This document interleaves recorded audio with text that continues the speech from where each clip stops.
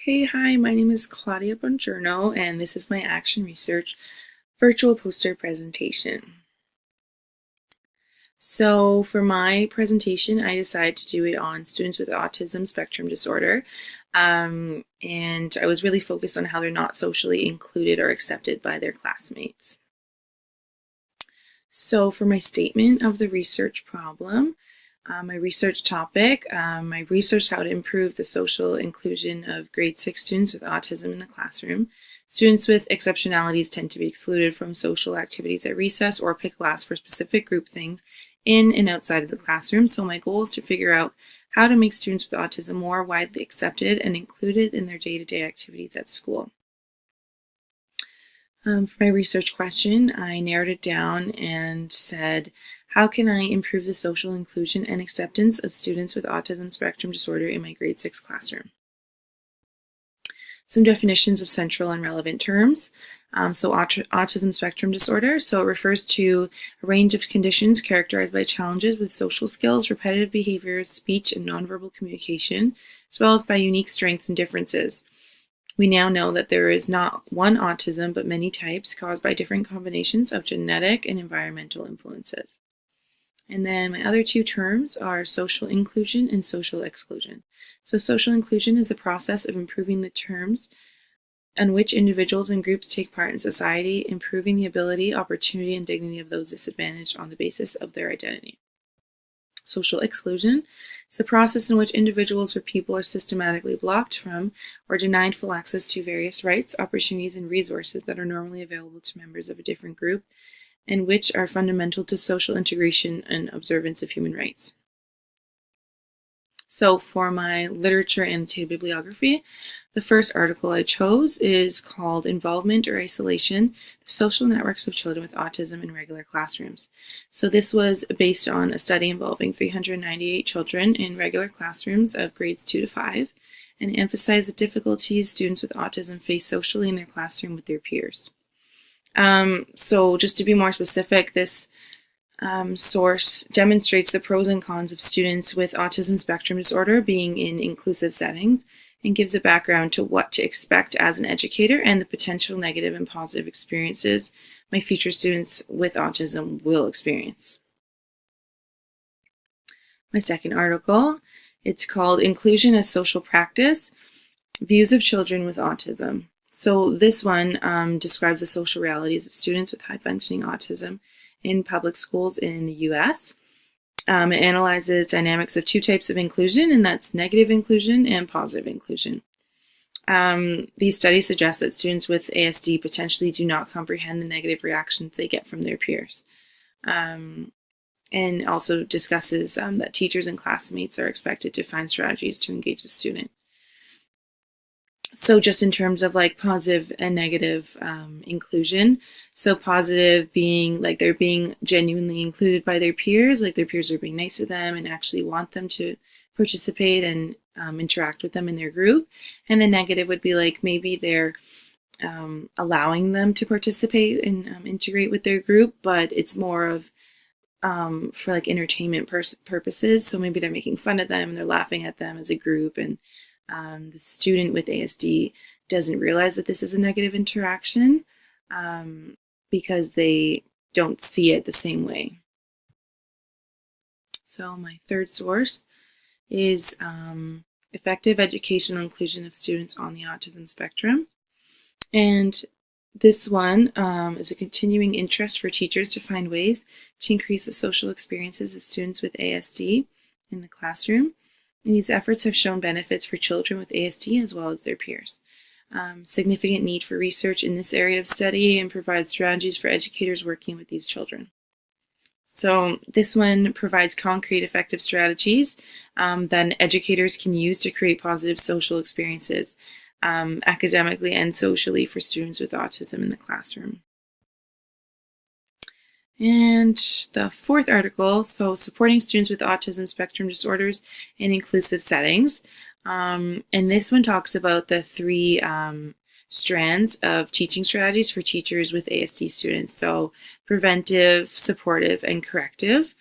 I really like this source just because it really highlighted the importance of preventive and supportive strategies, and how if these strategies are put into place, then corrective strategies may not be needed. So preventing undesired behaviors by just really explaining to your students with autism what's expected and reminding them of the rules and supporting them. So maybe if you can see that they're about to make a bad choice, giving them little reminders, showing them visuals, things like that. And that way they know ahead of time and you don't have to wait until an outburst or anything to correct those behaviors. So my literature summary. So through my literature review, I learned that students with autism may define friendship differently than their peers, which can cause for challenges when interacting in the classroom. This is because a child with autism may see friendship as a peer who's simply responding to them, whereas peers may have no interest in a friendship with them at all and actually see friendship as an established relationship that's built over time. As well, students with ASD can experience both positive and negative inclusion from their peers, meaning sometimes they'll be included and their peers will genuinely want them to be a part of their activity, and on the other hand, they may be included and treated in negative ways, mostly because they have to include them, so example, being assigned to their group. The most significant thing that I got from this research are the teaching strategies that teachers should use to help make their children successful socially and academically. If I, as their teacher, am able to implement preventive and supportive strategies, I'll be able to use less corrective strategies, meaning the inappropriate or negative behavior won't happen in the first place. The preventive strategies work to prevent inappropriate behaviors and include strategies such as grouping and accommodations. If I strategically group the student with students who have empathy, patience, and that are kind, then these students will be more likely to create a positive, inclusive environment for the student, which will result in better social experiences. And supportive strategies are done while teaching is taking place and is done using visual cues, verbal rehearsal of rules, and peer-supported cues. By involving peer support, students in the classroom will take more responsibility for the well-being of the student, which helps to build trust and a relationship, and this will also create more incidents of positive inclusion in social experiences. Okay, now for my research action plan. So I decided that I would do observations, anecdotal notes, and interviews. So I'll observe my students to observe the social interactions between my ASD students and their peers. And then I'll take anecdotal notes. I'll make notes based on the interactions that I observe. Negative and positive notes will be made as well as notes on what made the interaction positive or negative. So preventive notes will also be made. Example, that could have been prevented if, so that I can turn more negative interactions into positive ones. And then interviews. I want to do interviews, and those will take place using like ASD students, classmates, teachers, and parents. And that way I can get all perspectives of all represented parties. So I'm going to ensure triangulation by making sure I'm using my 3 types of data collection methods, so my observations, my anecdotal notes, and my interviews. And then to ensure validity, data is going to be gathered in 3 different ways, and using each method can help me gather more information in multiple ways that can provide different details and findings into my research. As well, because it's a study that will be taking place in multiple grade 6 classrooms, it's not a study that is only being based on one specific grade 6 student, and rather it's representing more than one grade 6 student, which allows us to make more successful generalizations for the rest of the grade 6 students with autism. And also reliability. So I'm ensuring reliability by ensuring that the same age of students is being studied across each classroom. And because this is only taking place in grade 6 classrooms, the data will be more reliable since the groups of students will generally be the same maturity, age, and level. As well, each classroom teacher will be gathering their own data, which helps keep the results reliable because the students will not change their behavior because of another stranger in the room.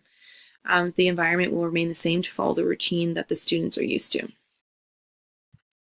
So participants and settings. So who's involved? I'm going to attempt to do this research with my colleagues so that we can have more than one class to represent our data.